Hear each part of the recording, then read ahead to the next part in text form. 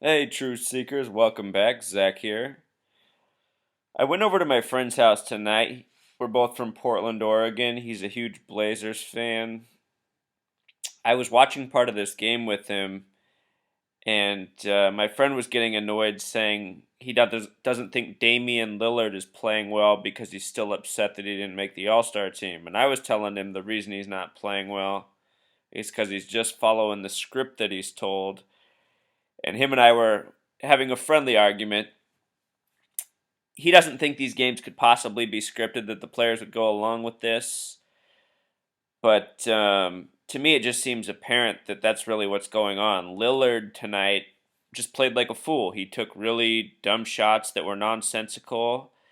And by the end of the game, it all made perfect sense to me. Look at this recap from ESPN right here about Lillard's performance tonight, True Seeker. And if you've seen my other posts before, you know how important the number 113 is in basketball. Michael Jordan equals 113. He unexpectedly retired on January 13th. Kobe Bryant equals 113. He's practically a clone of Michael Jordan, but not as good. If you look at the scoring records in NBA history, before Wilt Chamberlain scored 100 points in a game, he set the record on January 13th, and prior to that on November 3rd, both date sequences of 113. This number is very important in the NBA and beyond.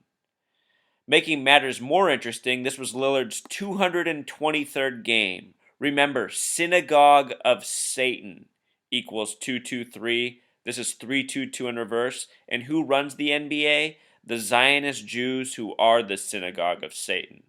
So it just makes so much sense to me, Truth Seeker. This is how they run the league. They even tell players when to have crappy games. I bet you more money than I have that Damian Lillard was instructed to go 1 for 13 tonight. Why? Because he was facing Chris Paul. And the build up to this game was that these are two of the league's best point guards. Lillard could be getting to the point of surpassing Paul as the league's best point guard. But then tonight, Paul showed up Lillard having a big game where Lillard had almost his career worst. And then by the end of the game, the announcers were going, well, Paul demonstrated tonight that he still is the league's best point guard, even though the Clippers lost. But really, this is just the way it's scripted. And if you haven't seen my post on Chris Paul and the death of his grandfather and the tribute, you should watch that because this is further proof to what I'm saying. Chris Paul sold his soul. He might have been down with the death of his grandfather to get his fame and future. Perhaps that's why he gets to one up Damian Lillard so hardcore tonight. You know, maybe Damian Lillard made a mistake, sold out a little bit too along the way, but maybe not quite as hard as Chris Paul. And look at this little Chris Paul tribute right here. Paul scored 8 points during a 3:33 stretch. Oh, really, ESPN?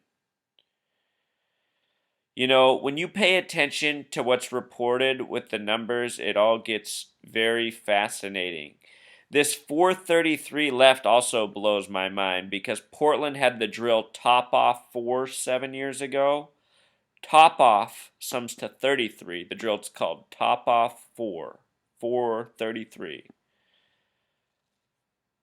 Call it a coincidence? I say not. And look at what Lillard's career worst was before 113. It was 116, 911 upside down. So check this out. Here's also why my eyes were on this game tonight. The Portland Trail Blazers, the Cleveland Cavaliers, and the Buffalo Braves, which are now the Los Angeles Clippers, were all established 44 years ago, the 1970 season. In that season, the NBA got 17 teams with the three new additions. NBA in simple English gematria sums to 17, just like the word Mason. Anthony Mason recently passed away. Anthony Mason was drafted 53rd overall in the 88 season by the Trailblazers. He was the 53rd overall pick by the Trailblazers. Trailblazers equals 53. And look, Clippers equals 44. And again, they're in their 44th anniversary this year. This could be their last year in LA. With the S exception, they also equal 53. With the S exception, Trailblazers equals Mason. And Portland's seal date was established March 22nd, 322. Or some places written 223, like Lillard's game tonight. You can start to see how all this stuff comes together, because the Masons have been running it all for a long time, from cities to sports leagues. And I want to point out something else. The Blazers won tonight 98-93. 93 is the number of Thelema. It was the 62nd game for the Clippers. The word Mason equals 62. Last year in the playoffs, Lillard played lights out until the Spurs series. And in that series, he played like a bum, the way he played tonight.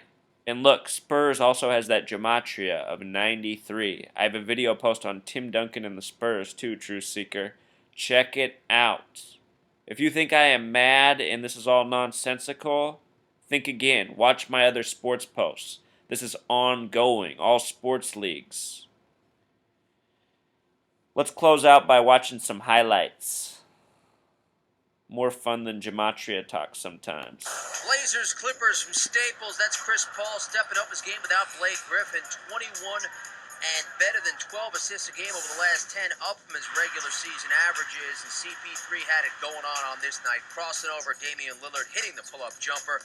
Then later, it's Paul getting past Lillard on the floater, spinning, hitting the... You know what I hate about the NBA is how you're able to carry all over. You know, Chris Paul is fast and fun to watch, but man, does he carry every play. Jumper over Lillard. Clippers were up 8. Blazers battle back. Final seconds, almost a turnover. Instead, Nicholas Batum, wing 3, game even at 87. But the Clips still had the final shot. It's Paul driving. This one rattles in and out, but look at DeAndre Jordan. You had the ball in your hands with time to go to put it back. Check out how frantic Paul here is on the replay. Jordan could have put back the game winner. Put it up! There's still time on the clock. Instead, he held on, and time would expire, and we'd move to overtime. You can understand why CP3 was so bothered. In OT, Batum lobbing for LaMarcus Aldridge. Aldridge had 29, Blazers up 4. Just under a minute left, Clips down a deuce, it's Paul. Pull-up jumper, he had 36 to go to dozen assists, even at 93. Minute to... He had 36, maybe also part of the tribute. What do we know about 36? If you add up every single number up to 36, 1 plus 2 plus 3 plus 4 plus 5, all the way up to 36, it sums to 666. And if I didn't mention it already tonight, Lillard, the point guard, had 18 rebounds on his 1 for 13 shooting. I don't know if I've ever seen a point guard have 18 rebounds. That's a huge number. Play Batum. Serving it up for Aldridge. Blazers up a deuce. Next Clipper touch. J.J. Redick drives, but check out Batum. The long arms swatting him. On the other end, Batum, and this is your dagger 3. He had 20 points, 8 assists, 7 rebounds, and a pair of blocks. On a night, Lillard scored just 5 points on 1 field goal. He had 18 rebounds, but it's defense like that and a rally late, and the Blazers get it. Notice the dagger comes from number 88, Nicholas Batum from France. Before I saw this numerology gematria thing, I thought it was weird that this player wore 88 because that is a very odd number for basketball. Done in OT. Winners on the road, 98-93. So there it was, Truth Seeker. Curious team between two teams established 44 years ago, a number that's proven very important in sports lately. The Patriots won the Super Bowl. They were in their 44th year of being in their division. And they went through Baltimore and Indianapolis. It was the Baltimore Colts who had won the Super Bowl 44 years earlier. All right. Until next time, Truth Seeker.